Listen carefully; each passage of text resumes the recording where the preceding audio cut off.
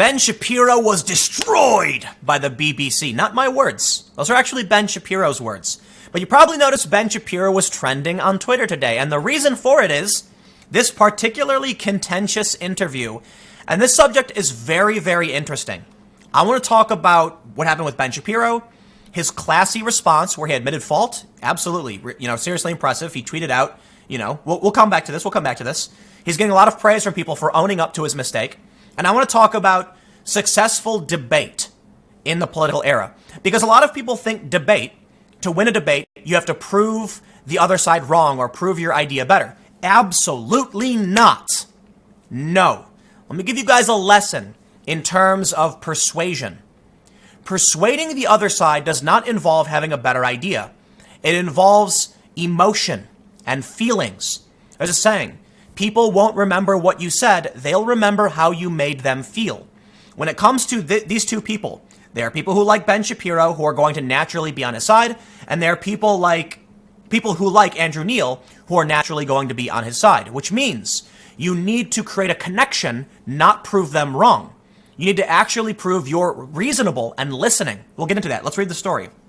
The Daily Beast. I chose this on purpose because the Daily Beast is not a right-wing outlet, if you know what I mean. Ben Shapiro storms out of BBC interview. I'm popular and no one's ever heard of you.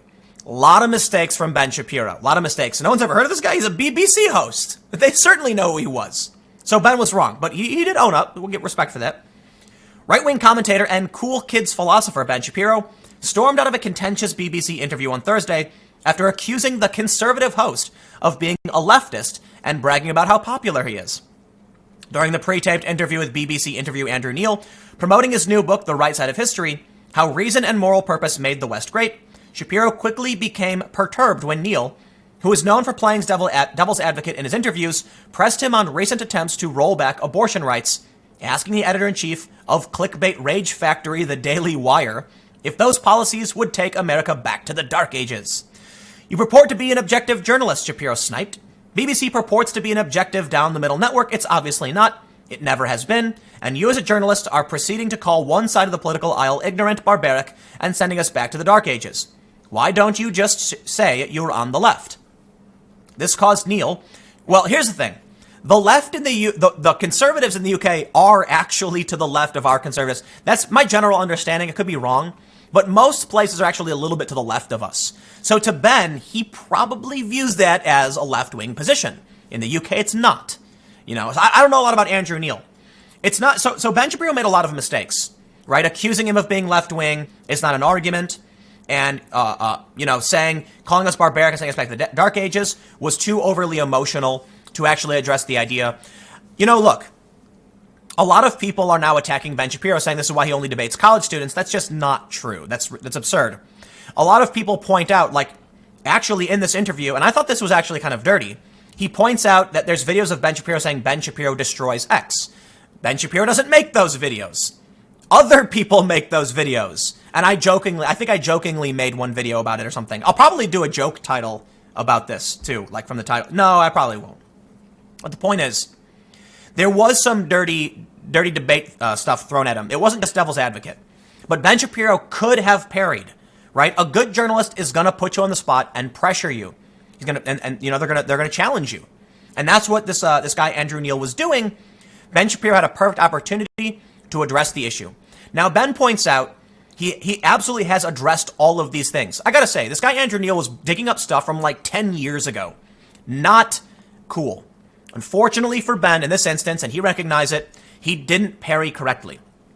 If someone says to you, in 2012, you said X, my response would be something like, well, to be honest, that's, 7 years ago. Perhaps I was a bit more immature. I'd have to look at the context. So, again, without the context, something 7 years ago, I'm not really, going to be able to answer that.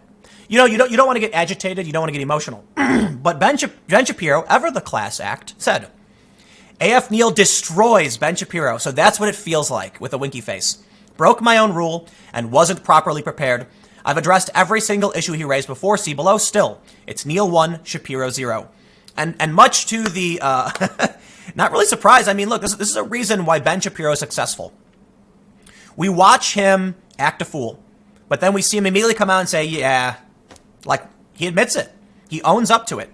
And this is hilarious. Bridget Fatassi said, accepting responsibility and being humble to own the libs. Yup. That's nice. Someone, there was a response, makes me like him more knowing he's just as imperfect as I am. I gotta admit, seeing Ben Shapiro, in this circumstance where he gets agitated and then around 16 minutes he says, you know what, I'm not gonna do this, and he takes the mic off. I saw that and I was like, whoa, Ben. Seeing him come out and say, you got me, actually does increase the amount of respect I have for him. Here's the thing. I disagree with Ben on a lot of issues. A lot of issues. But I respect him like I respect most people. I have tons of respect for conservatives who want to challenge ideas, who are thought leaders, and who are acting in good faith. I believe Ben Shapiro is acting in good faith. In fact, for the most part, I believe most people are acting in good faith. It's just the weird fringe regressive activists who clearly take things out of context on purpose that aren't acting in good faith.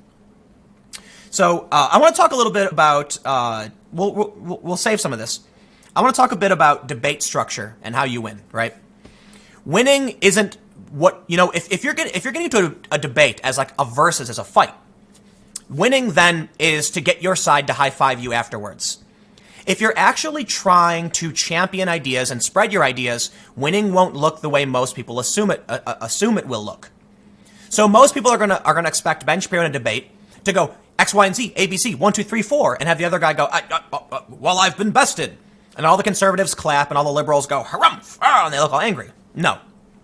If you actually want to win a debate, you might actually look like the loser in the eyes of those watching.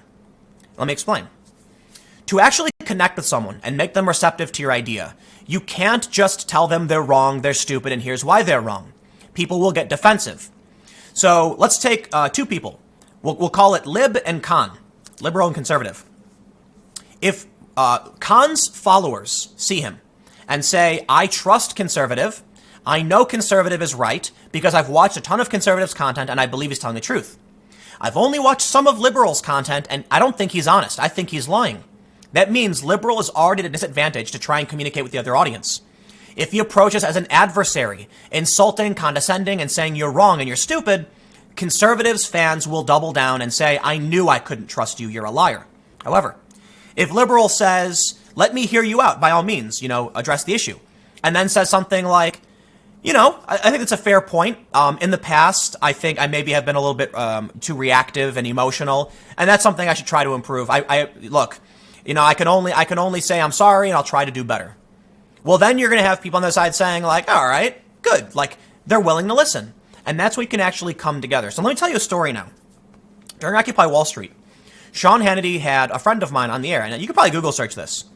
And he was asked, it's like, and admittedly, it's been a really long time since it happened, so I may be getting the details a little wrong, but generally the idea was like this. Occupy Wall Street activist appears on Fox News. Sean Hannity says something about Occupy Wall Street being dirty and filthy, and he shows a photo of a man defecating on a police car.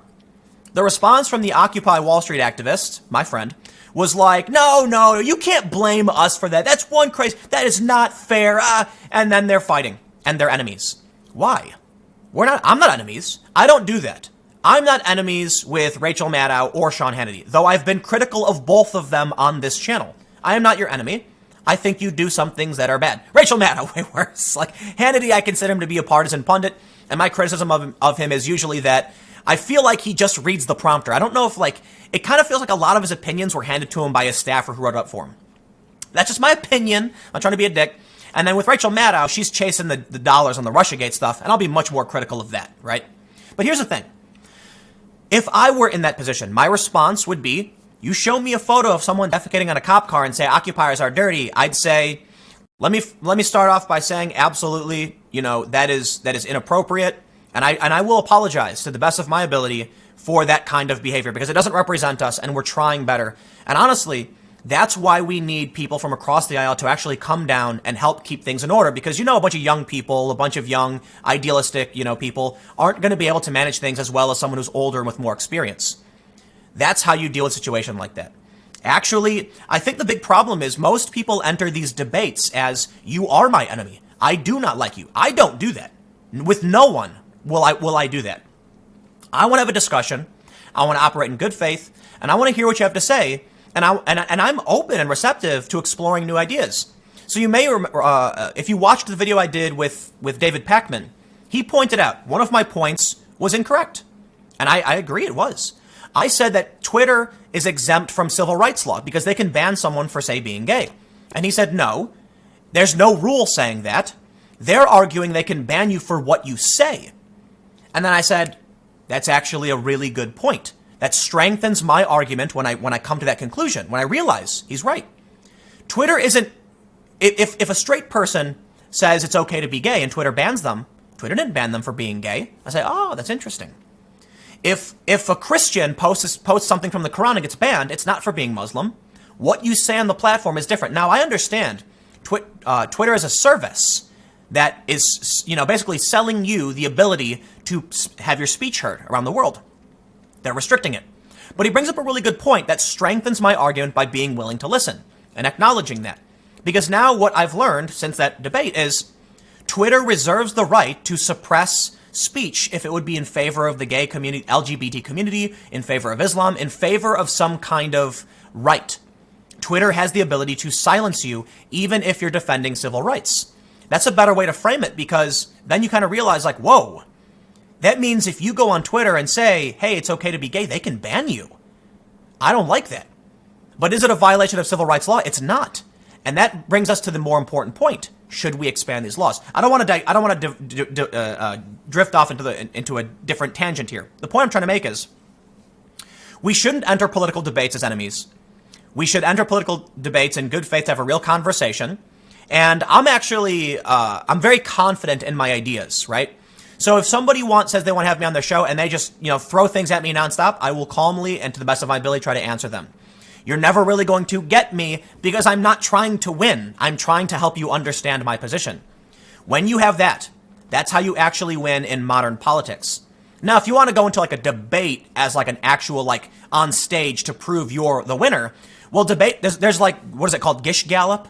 That's where you just say a bunch of facts really, really fast so they can't respond fast enough. That's not actually having a discussion. That's just debating to win.